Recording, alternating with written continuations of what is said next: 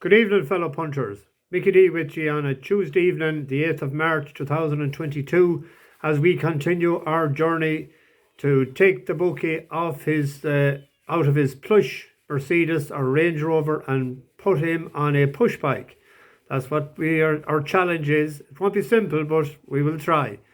We're not doing too bad. We're going along, ticking along nicely. Nice winner today, Hidden Heroics. Good bit of money for it all day. I know the other one was pulled out, but I wasn't sort of afraid of that, to be honest. The wind operation clearly worked. It's a trend I've been noticing this year, as I said last night, that they're running a lot better first time out with the wind ops than they did last year. They seem to need the run.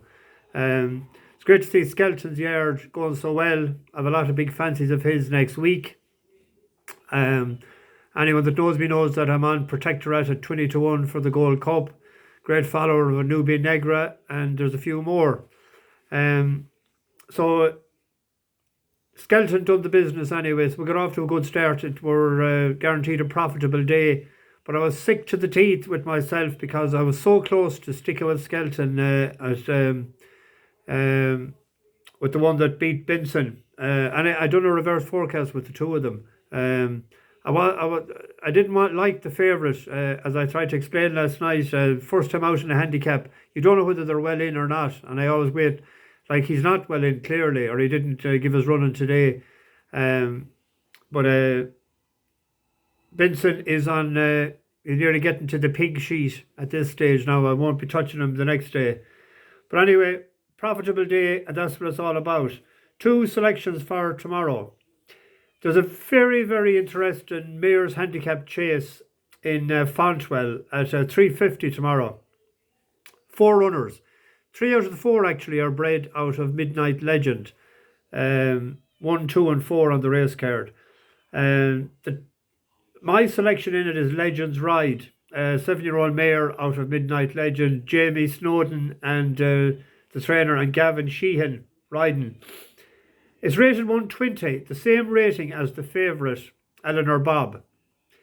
Eleanor Bob won its last 2 of 107 and 114, I think. It's up to 120, yeah. But an interesting race, when you look back on it, is the 28th of October. Legends Ride won a Mayor's Novice Chase in Fosslas off 118. It was 5.5 lengths back to the second, and it was 2.5 lengths back to the third, who was Eleanor Bob.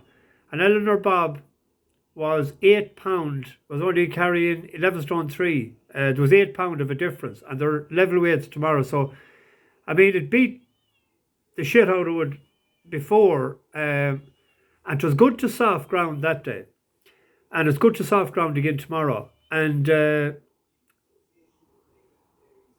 the top one, Eleanor Bob, won its 2 races on soft ground. So I think Legends Ride, the ground is key. But then if you look at the form of Legends Ride, its next run, well, it went up from 118 to 125.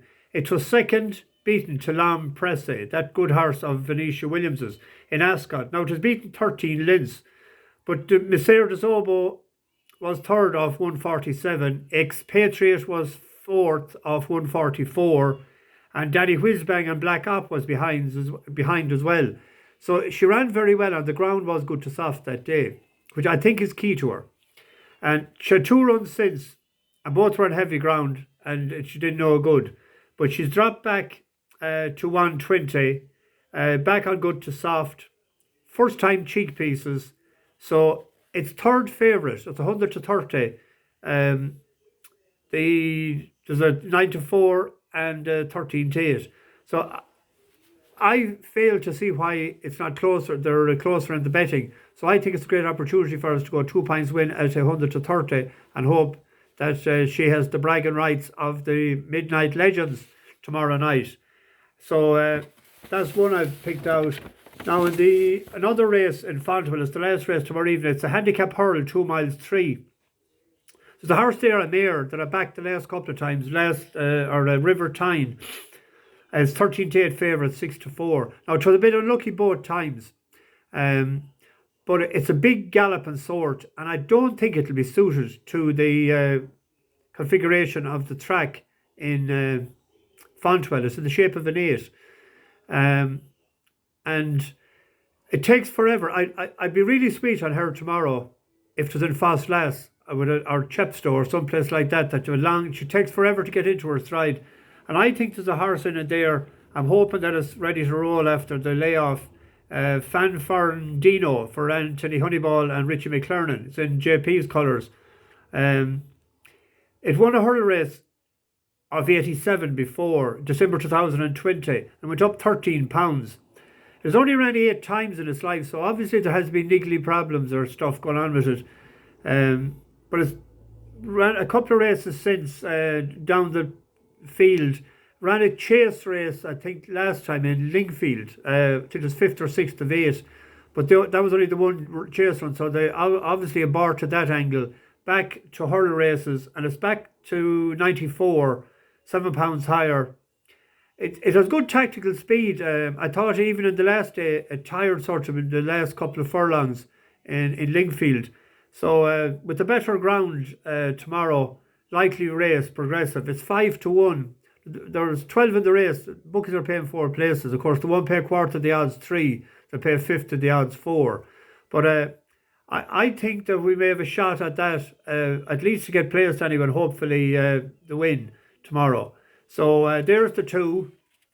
I had a couple of more, but I had them shortlisted, Betty Ballou and Re-Electric, but I just decided there were 2 open of races. So there's the 2 I'm sticking with. Anyway, like and subscribe to the channel. Spread the news. Great to see the followers making nice comments or whatever. And it's great. Great to have the banter. Have the crack. That's what it's all about. And hopefully we might have a winner or 2 tomorrow. If not, the place anyway. But hopefully Legends Ryde will go well for us. 4-horse race. Anyway, Mickey D, the bookie basher. Let's try and put that bookie on a bike. Good luck.